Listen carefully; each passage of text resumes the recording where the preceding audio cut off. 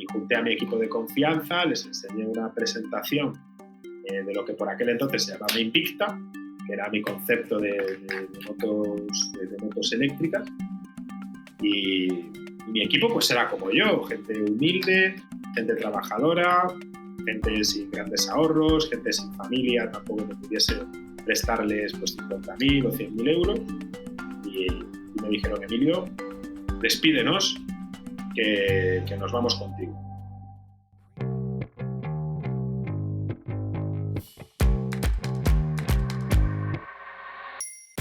Desde Genes esto es Cómo lo hice, un programa en el que entrevistamos a innovadores, emprendedores e idealistas españoles sobre las historias que hay detrás de los movimientos, proyectos y marcas que crearon. Soy Paula Fernández y en el episodio de hoy te contamos cómo Emilio Froján convence a 4 amigos para lanzar una marca de motos eléctricas nada más empezar la pandemia y acaba convirtiéndola en la startup más galardonada de España y en la empresa líder en matriculaciones. Pues parece que ya está bastante claro que en los próximos 50 años la mayoría de los vehículos serán eléctricos. Los combustibles fósiles empiezan a verse cada vez menos, pero aunque hay una gran aceptación de los modelos híbridos y eléctricos, aún hay gente que lo ve complicado, porque al fin y al cabo hay que cargarlos y no todo el mundo lo tiene fácil. Aquí es donde entra Belka. Si no les conoces, Belka es una marca española de motos y ciclomotores 100% eléctricos con una batería extraíble que se carga en cualquier enchufe doméstico y que además es súper ligera, algo que no suele ser lo común. Si te suena bien la idea, no te pasa solo a ti. La marca ya ha ganado más de 10 premios y en 2022 representó a España en la Startup World Cup en San Francisco. Sin embargo, si hablásemos de Belka hace tan solo 3 años, el titular hubiese sido completamente distinto. Y es que no empezaron con el mejor pie. Emilio Froján lanzó Belka en 2019, 2 semanas antes de que anunciasen el toque de queda. Bueno, ya hemos hablado de algún otro proyecto que lanzó sobre esas fechas, como Cleverea, por ejemplo, pero esta vez la situación era un poco más complicada. Imagínate lanzar un proyecto de movilidad, tu primer proyecto serio, cuando nadie puede salir de casa y las fábricas paran su producción. Interesante, ¿no? Bueno, pues aunque hubo muchos momentos muy duros, que haremos sobre ellos luego, en vez de pivotar o replantearse todo, Emilio y su equipo decidieron seguir trabajando en la marca para que cuando pudiesen salir a la calle, Belka estuviese en el punto de mira. Y lo consiguieron. A día de hoy, Belka tiene más de 70 puntos de venta activos en España y Portugal, prepara su expansión a Italia y a Estados Unidos y suministra vehículos para empresas internacionales como Burger King, Estrella Galicia, Domino o KFC. Iremos sobre todo eso y sobre todos los proyectos anteriores de Emilio en poco, pero antes te quiero poner un poco de contexto. Emilio es el mayor de 3 hermanos, su padre se dedicaba al mundo del atún y su madre abrió una tienda de ropa cuando él era pequeño. Y al contrario de muchos de los founders que han pasado por aquí, Emilio viene de un pueblo de Galicia llamado Caldas de Reis y allí básicamente nació y creció hasta que se marchó a la universidad. Es un pueblo muy pequeñito, de 5.000 habitantes. Además, la mayoría de mis amigos allí ni siquiera vive en el pueblo. Consideran el pueblo de 5.000 habitantes la gran ciudad. Es decir, todos mis amigos viven en aldeas de 100, de 150 habitantes, como mucho. Tiene 3 colegios, es ABC, no puedes ir a más. Unos llegan a primaria, otros a la ESO y después todos ya al instituto, ¿no? No hay más opciones para elegir, ¿no? Es lo que hay, pero un pueblo donde llueve mucho, pero aún así es muy bonito. Aún no he ido, tengo que ir. Pero, ¿a qué se suele dedicar la gente allí? O sea, agricultura, pesca, fábricas, más o menos. Bueno, pues hay un poquito de todo. Es decir, hay las típicas 2, 3 que allí llamamos superfábricas, que a lo mejor tienen pues 200, 300 empleados. mucha gente pues trabaja en este tipo de fábrica. Y después, pues, pequeños comercios, pues algo de ganadería. En, en las aldeas, pues todos tienen también sus pequeños huertos, pues su pequeño ganado también. La gente se hace sus propios vinos. Bueno, a mí esas cosas es que, o sea, que me encantan, ¿no? Tu padre se dedicaba al trading de atún, ¿no? Completamente distinto a lo que estabas diciendo. Pero em, tú dirías que lo que es el business y el negocio, em, ¿eso era algo que estaba muy presente en tu familia en el día a día? Bueno, respiraba, o sea, sí, o sea, respiraba el hecho de que mi padre, pues al final, claro, era sobre todo una especie de ejecutivo de ventas, ¿no? Entonces, siempre llegaba a casa pues diciendo que había ido a no sé qué ciudad a reunirse con no sé quién. O de vez en cuando pues hacía viajes pues internacionales y contaba Ujú. sus anécdotas y a mí eso me parecía, pues me parecía divertido, me parecía una vida excitante, ¿no? De conocer gente nueva constantemente, de ir a realizar proyectos al extranjero, siempre con mucha presión encima. Eso también lo recuerdo, muchas etapas de estrés, porque al final pues el atún por lo visto es un alimento que a veces sufre crisis de precios. Después se encargaba también de las importaciones. Los atunes pues por lo visto es un producto que también tiene marginales muy bajitos. Entonces si por alguna, y tienes que controlar muy bien la cadena del frío. Entonces si de repente un contenedor se estropea, pues ya has fastidiado prácticamente todos los beneficios que te podía dar una producción. Entonces, el estrés era muy alto, ¿no? O Mm. ¿Dirías entonces que vienes de una familia de emprendedores? sea, mi padre, pues, bueno, era un emprendedor, pero no tenía ambición. Es decir, era más autónomo que emprendedor en ese sentido, ¿no? Y mi madre igual, vamos, mi madre nunca se plantearía tener más de una tienda de ropa, ¿no? Es decir, era autoempleada pura y dura. Mm. A lo largo de tu vida, Emilio, ya de vida adulta, y bueno, no tan adulta, pero te has movido muchísimo. O sea, has estado en varias empresas, en distintas industrias. ¿Eso es algo que te viene de pequeño? O sea, tú dirías que eras un niño curioso. Sí, era bastante curioso. Sí. En el sentido de que, por ejemplo, lo intentaban todos los deportes. No se me daba bien ninguno, clarísimamente, pero hice atletismo, hice rugby, hice fútbol, baloncesto, balonmano, kayak polo, piragüismo. Es decir, estaba metido en todo y dentro del atletismo a lo mejor en cinco especialidades distintas. Entonces hacía absolutamente de todo. Entonces tú naces, creces en Caldas y luego te vas a Santiago de Compostela para la uni. Me llama la atención porque empiezas a estudiar ADE, que es bueno, pues lo más parecido a día de hoy al negocio, y sin embargo lo dejas porque no te gusta.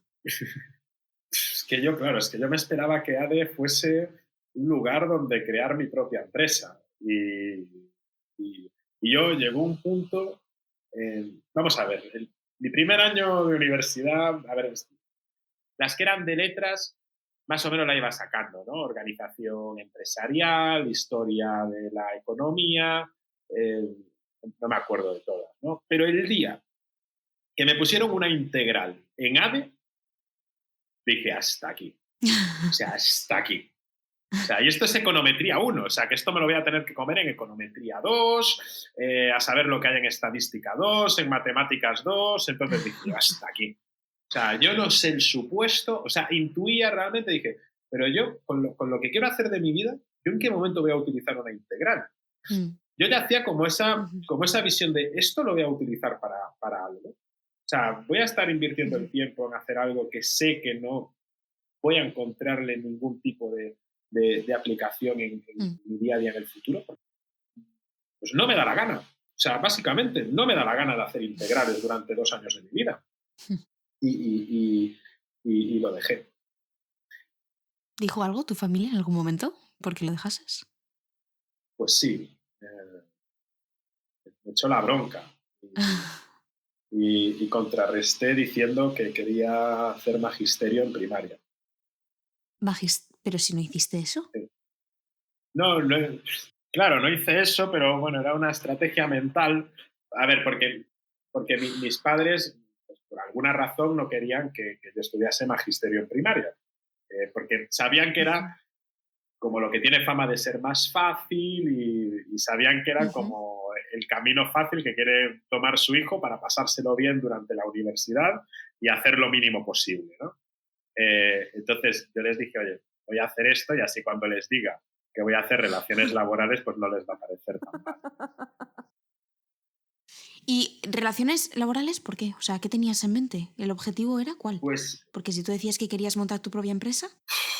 pues a ver, yo ahí ya entendí que no iba a haber ninguna carrera que me fuese a ayudar a montar mi propia empresa. Entonces yo ahí ya me lo monto por mi cuenta. Yo ahí ya empiezo a vivir la universidad de una forma muy abierta, muy anárquica, muy a mi rollo, ¿no? Empiezo a meterme en todo lo que tiene que ver con sindicatos estudiantiles, monto mis propias asociaciones universitarias, empiezo a organizar las ferias de empleo de mi universidad, monto congresos, conferencias, incluso llegué a fundar algún máster propio de la Universidad de Santiago. Entonces, ¿por qué hago yo todo esto? Porque realmente veo que hay un espacio donde se pueden generar cosas que a los estudiantes le interesen y le aporten valor de verdad, que la universidad no es solamente lo que está dentro de las paredes de un aula, y la universidad no es solo lo que nos transmiten los profesores, sino que la universidad, si se vive de una forma muy abierta, muy participativa y muy proactiva, pues pueden suceder muchísimas cosas y cosas que sí que pueden marcar totalmente la diferencia. Entonces, yo me voy a relaciones laborales, pero ya con un chip de decir, aquí las cosas, si quiero marcar la diferencia, dentro del aula soy uno más y hay que empezar a ver qué se puede hacer fuera de la clase. O sea, todo lo que estás diciendo suena un poco como a medidas al estilo gobierno, pero en la universidad. Y luego te cambias a ciencias políticas. ¿Tuvo esto algo que ver? La verdad es que sí. La verdad es que, claro, cuando yo estaba en la universidad, pues estaba dentro del Consejo de Gobierno, era vocal en el claustro, estaba pues igual que hay comisiones dentro del Congreso de los Diputados, pues la universidad también funcionaba una comisión de titulaciones y máster, una comisión de cultura, una comisión de deportes, una comisión del valedor universitario, una comisión de organización docente, X, ¿no? Y entonces, claro, eso a mí me parecía divertido, porque al final estás desarrollando política universitaria, ¿no? Y yo dije, joder, pues esto es divertido y esto funciona pues como un equipo de gobierno de una administración, ¿no? Y ahí pues me empezó a picar el gusanillo de la política. Y fue ahí como ya solamente me quedaban 2 asignaturas para terminar la carrera, pues me matriculé en Ciencias Políticas con 2 objetivos. Uno, porque me picaba el gusanillo de estudiar esa carrera y de ver si realmente había contenidos que fuesen interesantes. Y por otro, pues quería vivir un año de Erasmus y ya no tenía créditos suficientes para vivirlo. Vale, bueno, buen punto. Vale. Bueno, entonces te vas a tu año de Erasmus y cuando llegas, corrígeme si me equivoco, pero te contactan de IESEC para que desarrolles y crezcas un nuevo capítulo en Galicia, ¿cierto? Sí. Por si acaso alguien no lo conoce, ¿te importa explicar un poquito brevemente qué es IESEC? Sí, IESEC es la plataforma de la asociación de jóvenes líderes más grande del mundo. Está en 134 países y territorios, con una visión muy bonita, que es lograr la paz y el pleno desarrollo del potencial humano. ¿Qué mejor propósito puede existir, ¿no? Si los jóvenes descubren la mejor versión de sí mismos, desmontando prejuicios y participando en actividades pues que contribuyen a crear un mundo mejor, pues al final estamos formando un ejército de agentes de paz. Y a mí eso fue lo que me llamó la atención del proyecto, ¿no? Que tenía una visión muy sólida, muy fuerte y que era algo como que seguía persistiendo después de muchísimos años y que ya había estado en Galicia. Y fue una chica que también volvía de un Erasmus en Toulouse, allí había participado de un comité y me dijo, oye Emilio, ¿y si montamos esto juntos? Y montamos el comité pues, de IESEC en Galicia. O sea, tú les ayudas a montar todo esto en Santiago de Compostela. Para que me haga yo una idea, o sea, ¿esto era como si fuese un club de la universidad o era más serio? O sea, como una organización ya pues al estilo pequeña startup. Sí, pues muy parecido también a los TEDx, ¿no? Que montan equipos y tienen que montar pues X congresos cada año y tienen que conseguir ser rentables, etcétera, etcétera, ¿no? Pues ahí es lo mismo, aunque sea una organización sin ánimo de lucro, pues se mueve con técnicas organizativas de mercado. De manera que yo puedo montar una asociación muy bonita que lo que hace básicamente es cobrar por proveer de experiencias de voluntariado y de prácticas profesionales en el extranjero, cobrar fees muy, muy, muy pequeñas, porque es una asociación sin ánimo de lucro, no hay reparto de dividendos ni nada. De hecho, a nivel local todos estamos ahí como voluntarios y tienes que hacer que esa estructura sea rentable. Es decir, tú inviertes dinero en Facebook, montas eventos para captar leads, ¿no? Pero si la estructura no es rentable o si tú no haces X número de operaciones de exchange en un año, pues te cerramos el comité. O sea, que literalmente como un negocio. Claro, es que al funcionar con técnicas organizativas de mercado es o lo haces bien o te cerramos. Y al final la propuesta de valor no es ni que montes muchas ferias de empleo, ni que salgas en muchos periódicos, ni nada de eso. Es decir, lo importante aquí es que consigas crear muchas experiencias. Es decir, que tu volumen o sea, que consigas enviar a mucha gente a Ruanda o a Kenia o a Filipinas de voluntariado para cambiarle la vida a esas personas. Wow. ¿Y eras solamente tú y con tu amiga? No, allí ya teníamos un equipo de más de 20 personas. Ah, wow. Ok. Empiezas a hacer pues como una startup, un proceso de reclutamiento, proceso de selección. Vale. ¿Y cuánto tiempo estuviste ahí? Solamente estuve un año, porque las posiciones duran un año. Y después tienes que aplicar a otra posición. Yo apliqué a Malta de presidente, me rechazaron, perdí por un voto. Ah, wow. Y ahí dije, bueno, pues voy a aplicar a otra isla, ¿no? Y apliqué a República Dominicana, que era como súper... O sea, era relativamente fácil, ¿no? Claro, además era un comité que estaba en horas muy bajas, tier 4, había 4 tiers, por lo tanto estaba en el último tier que había, ¿no? Y dije yo, bueno, como un proyecto de emprendimiento, ¿no? De sacar a flote algo que va bastante mal. Y entonces cuando me iba a ir, mi presidente de IESEC en España, que era muy amigo mío, Iván, me dijo, Emilio, no te vayas. Y yo, pero ¿por qué? Si sabes que me hace muchísima ilusión cambiarme de país, irme a vivir una experiencia de liderazgo y de gestión fuera y tal. Claro. Me dice, porque tú sabes perfectamente que el trabajo que vas a hacer en República Dominicana lo sabes hacer perfectamente. Y Iván me transmitió pues la enseñanza que ahora llevo por seña en todas mis decisiones profesionales, que es que si algo sé hacerlo perfectamente, no lo hago. Es decir, cada vez que tengo que cambiar de trabajo, intento buscar cosas que no controlo, que me hacen salir de mi zona de confort. Porque quedarme en el mismo nivel de expertise, aunque se me dé muy bien hacer algo, va a ser muy difícil que consiga evolucionar como ser humano, como profesional, si siempre hago lo que se me da bien. Sin embargo, si me pongo a hacer cosas que me challenge, que me retan, que me sacan fuera, que me hacen sentir mal, que me estresan, que me vuelven loco durante un tiempo hasta que consigo adaptarme y tal. Ahí es donde descubres, sí, donde creces muchísimo y descubres cosas de ti que desconocías, que ni siquiera sabías que existían. Por eso me gusta mucho retarme a mí mismo y hacer cosas que muchas veces no controlo. Me encanta. Entonces, al final no coges el trabajo y tengo entendido que Impact Hub te ofrece un puesto para llevar un nuevo área de gestión de proyectos y desarrollo de negocio.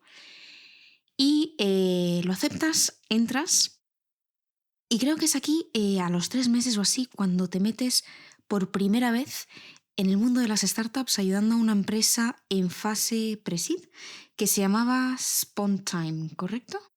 Sí, ahí ya tenía yo un gusanillo importante con el tema de las startups. Entonces, claro, yo en el Impact Hub, pues bueno, empecé a colaborar con una incubadora que se llama Bridge for Billions, que seguro que te suena. Y ahí pues empiezo a conocer un montón de startups, ¿no? Y digo, joder, ¿cómo me molaría trabajar en una, ¿no?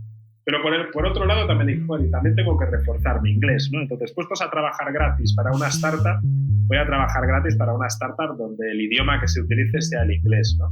Y entonces empecé a aplicar a startups, vamos, en las que yo trabajase gratis, básicamente. ¿Por qué? Porque tenía mi trabajo ya full time, entonces si voy a dedicar 12, 14 horas, prefiero invertir el tiempo en trabajar gratis para una startup que en hacerme un máster, por ejemplo. Yeah. O bueno, también te digo, o irme de vacaciones. Es decir, yo al final no me he ido de vacaciones, o sea, he tenido la suerte de viajar por trabajo, pero yo siempre he tenido un plan de carrera profesional a medio plazo. Entonces, ese plan de carrera profesional a medio plazo suponía sacrificar muchísimo mis preferencias personales para poder conseguir cumplir hitos. Por ejemplo, pues, ahorrar para fundar una startup. Pues eso a mí me suponía tener que ahorrar X dinero y eso, pues dentro de mi plan de carrera profesional, pues suponía no poder hacer ningún viaje pues, fuera de España de vacaciones. O sea, tú siempre has sabido que querías fundar una startup. Sí. Lo que pasa que para fundar una startup necesitaba conocimientos, experiencias, capital relacional y también dinero, ¿no? Entonces, conseguir todo eso en unas proporciones adecuadas para reducir el riesgo lo suficiente, pues lleva mucho esfuerzo, mucho sacrificio y también tiempo. Has sido como muy planificador con todo esto, ¿no? O sea, desde muy pequeñín, ¿de dónde crees que te viene lo de querer emprender? Pues a lo mejor era esa curiosidad que tenía de pequeño de no controlar absolutamente nada o de meterme siempre en la boca del lobo. Pero no sé de dónde me viene, pero la cuestión es eso, es más un tema de trascender, porque del emprendimiento no busco ganar mucha pasta, ni ganar premios, ni nada de esto. O sea, a mí el dinero es de lo último que me importa a la hora de emprender. Pero el tema de la trascendentalidad, de lo trascendental, de generar impacto, de construir un propósito, de ver que gente se une a ese propósito y trabaja para él. Bueno, después todo el tema de crear un equipo, de crear una estructura, de crear un producto. En el camino, pues, te encuentras con un montón de desafíos, pero también te encuentras con gente que te ayuda muchísimo y pues es algo que es súper vibrante. Sí. La startup para la que estuviste trabajando, Spontime, acabó fracasando. ¿Por qué fracasó? ¿Qué es lo que pasó?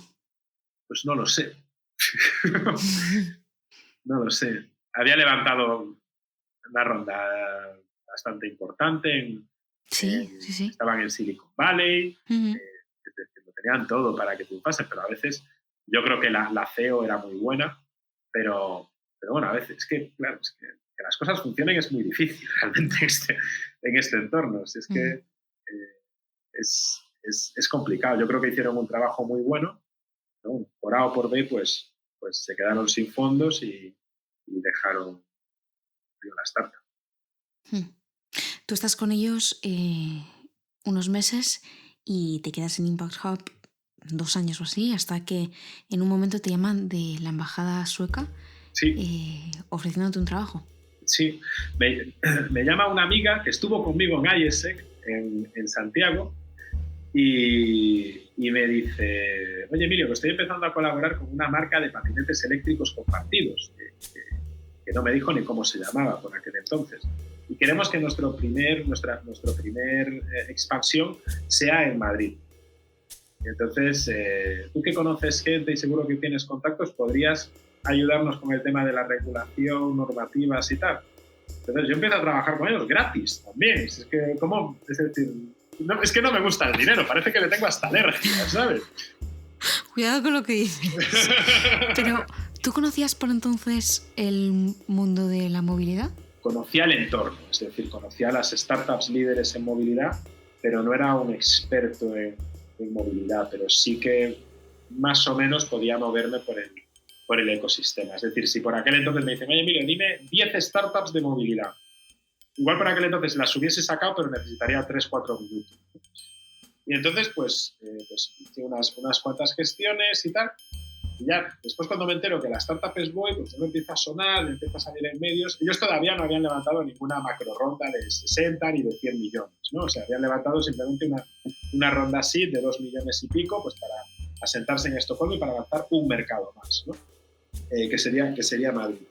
Y me tocó el percal de lanzar, pues, por primera vez en ciudades como Málaga, Murcia, pues flotas de patinetes eléctricos. En Madrid fuimos los segundos porque lancé justo después de Line, pero me tocó el percal de lidiar con ayuntamientos y tal por ser el primer operador que lanzaba en ciudades patinetes eléctricos compartidos. Wow, o sea, suena como un reto bastante grande, ¿no? Justo. O sea, lo recuerdo. Vamos a ver. Es que a mí me contratan el 1 de septiembre y el 15 de septiembre tenía que lanzar la operativa en Madrid. Tenía 15 días, estaba yo solo. Bueno, pues me empezaron a traer, eso sí, a gente de Estocolmo que venía para ayudarme y tal, pero, o sea, trabajaba 22 horas al día. Sobre todo en época de lanzamiento, porque bueno, había que repartir los patinetes, se lo teníamos que dar a los campers, ¿no? Que por aquel entonces eran autónomos, que los ponían en las calles. Ese reparto lo hacía a las 4 de la mañana. Pero después, el último turno de recogida de patinetes terminaba a las 2 de la mañana. O sea, ya al principio de todo, antes de que después ya la estructura creciese, se contratase a gente de operaciones, se cubriesen determinadas posiciones, pues ya la cosa era más tranquila, ¿no? Pero había días que yo terminaba a las 2 de la madrugada y tenía que estar despierto a las 4 de la mañana y ya me quedaba a dormir en el local directamente. No iba para casa ni nada. Y en los lanzamientos pasó igual cuando me fui a lanzar a Alemania 2 años después, cuando lancé ese mercado, también me acuerdo perfectamente que terminaba de trabajar a las 2 y empezábamos la jornada a las 4 de la mañana, o sea que dormíamos 2 horas. Cuando lo vives dices, joder, esto es un infierno, pero después, visto con perspectiva, es como, joder, qué guay, no es como el Camino de Santiago, que mientras lo estás haciendo dices, no lo vuelvo a hacer en mi vida, estoy reventado, tengo agujetas por todas partes, el pie me quema, pero después lo terminas de hacer y pasa un tiempo, ¿no? Pasan 6 meses, un año, y dices, joder, qué bien me lo pasé haciendo el Camino de Santiago, qué experiencia más bonita, inolvidable. Porque al final, por A o por B, hay determinados sacrificios que estarías dispuesto a repetir, ¿no? El sacrificio no es lo mismo que sufrimiento.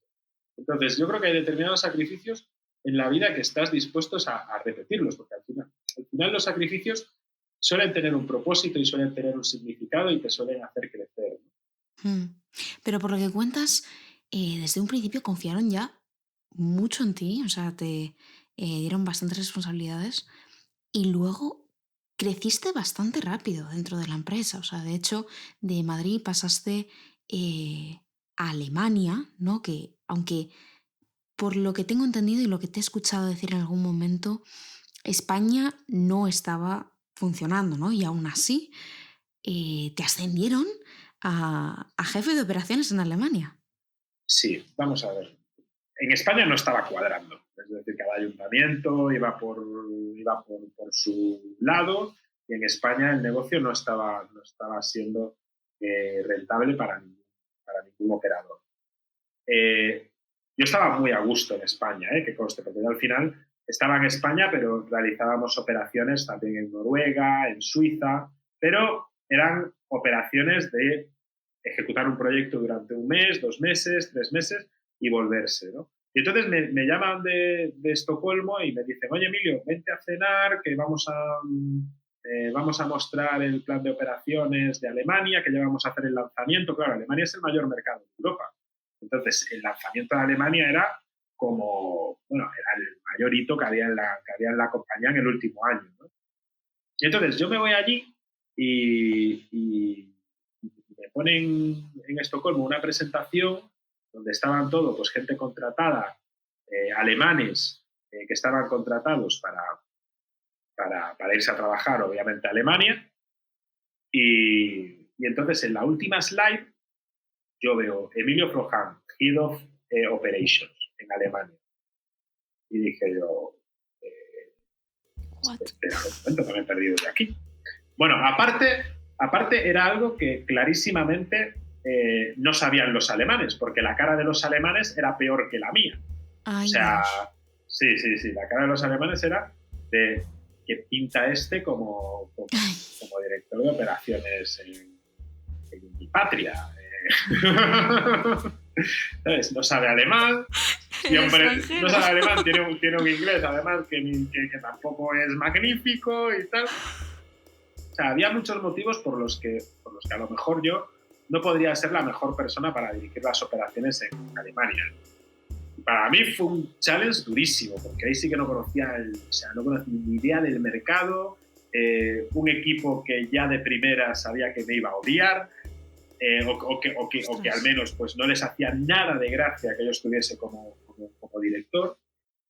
Y entonces, pues bueno, tuve una conversación con ellos y tal, y al final, cuando ya empezamos a trabajar allí, que al final yo gestionaba allí un equipo de 50 personas, alemanes todos. Entonces, ya las cosas, ya cuando empiezas a trabajar y ven que estás currando 20 horas al día y que eres el primero en llegar a la oficina y que eres el último en irse y que si hay que gestionar algo, pues estás tú ahí el primero para sacar las castañas del fuego y tal, pues bueno, pues al final el liderazgo pues solamente se puede demostrar haciendo cosas y aportando valor. La estructura, las personas que están contigo, etcétera, etcétera. Entonces, pues, una vez empezó la cosa a rodar, todo fue mejor, ¿no? Pero vamos, esto fue una cosa de 24 horas, porque claro, yo hablé con el cofundador de Voy y le dije, oye, Douglas, ¿qué está pasando aquí? ¿Por qué me mandas para Alemania? Ni idea de alemán, no conozco el mercado, ¿qué está pasando? Tal. Y me dijo, a ver, Emilio, yo confío en ti, tú eres la única persona dentro de la empresa que ha conseguido crear una estructura de operaciones de vehículos.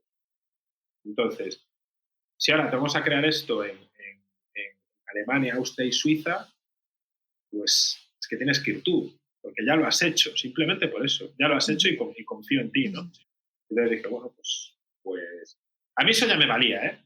Yo dije, yo no entiendo nada, yo no valgo para esto, pero o sea, basta que una persona te diga, sí que vales, para decir, me atrevo. Ya está. Ya.